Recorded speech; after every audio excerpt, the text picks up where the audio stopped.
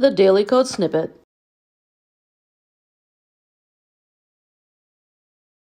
In the last video, we discussed using the cite attribute to make note of the source of the quotation. When used as an attribute, the value of cite should be a URL or web address of the source. The block quote opening tag with cite attribute equals the source URL in quotation marks. The text of the quote, "This is a quote," and the block quote closing tag.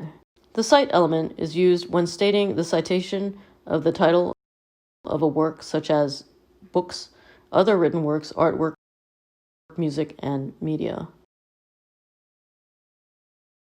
Block quote opening tag cite attribute equals https www.azquotes.com/author/8668-Tim_Berners_Lee in quotation marks.